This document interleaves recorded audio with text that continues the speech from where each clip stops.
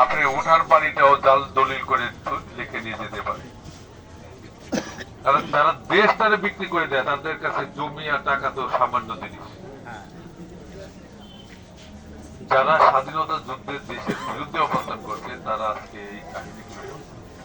এখন নির্বাচন হবে দেশে দুইটি ধারা, একটি স্বাধীনতার পক্ষের শক্তি, আরেকটা স্বাধীনতার বিপক্ষের শক্তি। আমরা তো স্বাধীনতার পক্ষের শক্তি সবাই, তাই না? এখানে হয়তো আওয়ামী লীগেরও কেউ থাকতে পারে, জাতীয় পার্টিরও থাকতে পারে, যে কোনো সংগঠনে থাকতে পারে, কিন্তু সবাই তো স্বাধীনতার পক্ষে শক্তি। শুধু একটি মাথা দল ছাড়া সবাই স্বাধীনতার পক্ষে শক্তি। যারা আমাদের স্বাধীনতা সার্বভৌমত্বকে ধ্বংস করতে চেষ্টা করেছে, এখনো আবার 2025-26 সালে এসে তারা জ্বালাও পোড়াও করে সেই 71-এর জ্বালা পোড়ায় পুনরাবৃত্তি করে প্রত্যেক অফিস পোড়ায় দেয়। ইনকলাব মঞ্চের আহ্বায়ক হাদিকে খুন করে সরকারি প্রতিষ্ঠানে আগুন দেয়।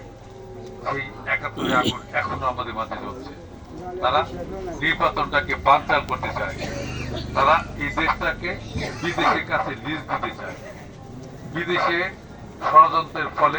ষড়যন্ত্রের মধ্যে পড়ে বিদেশিরা যারা এই দেশে যেন অবস্থান করতে পারে, এদেশে একটা ঘাঁটি গাঁথতে পারে, তারা সেই বন্দোবস্ত করতে চায়। বিদেশিরা যদি আমাদের স্বাধীন সার্বভৌমত্ব দেশে যদি বিদেশিরা স্থাপনা করে, তাহলে কি আমাদের অস্তিত্ব থাকবে? আমাদের স্বাধীনতা থাকবে? তারা এই দেশটাকে একটা তালেবান রাষ্ট্রে পরিণত করবে। তারা 71-এর মতো এই দেশটাকে একটা শ্মশানখানায় পরিণত করবে। তাই আমরা শহীদ রাষ্ট্রপতি জিয়া রহমানের আদর্শের একজন কর্মী হিসাবে, দেশনেত্রী বেগম খালেদা জিয়া এবং বিএনপি চেয়ারম্যান জনাব তারেক রহমানের আদর্শের একটা সৈনিক হিসাবে আমাদের দায়িত্ব আছে না? এই দেশের স্বাধীনতা সার্বভৌমত্ব টিকিয়ে রাখা দায়িত্ব আপনাদের, আমাদের সকলে। আমরা যে কোনো মূল্যে সেই স্বাধীনতা সার্বভৌমত্ব টিকিয়ে রাখবো। আমাদের উপরে যে এত নির্যাতন, অত্যাচার, নিপীড়ন আসছে, আমরা এর প্রতিশোধ চাই না? আমরা প্রতিশোধ চাই, কিন্তু আগের সরকার যেভাবে প্রতিশোধ নিয়েছে সেইভাবে না।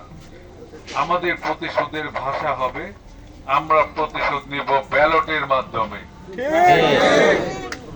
আমরা প্রতিশোধ নেব এই অবহেলিত দোহার নবগঞ্জের উন্নয়নের মাধ্যমে।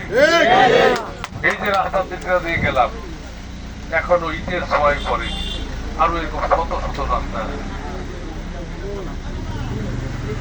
এখনো পর্যন্ত এলাকায় কোনো গ্যাস আসেনি। গ্যাস দরকার না? গ্যাস যদি আসতো, এখানে মিল কারখানা গড়ে উঠতো, আমাদের সন্তানেরা জমা জমি বিক্রি করে, বাড়ি বিক্রি করে, সুদি করে বিদেশে যাচ্ছে চাকরি করার জন্য। গ্যাস যদি আসতো, এখানে মিল কারখানা গড়ে উঠতো, তাদের কাউরে আর বিদেশে যাওয়ার প্রয়োজন হতো না।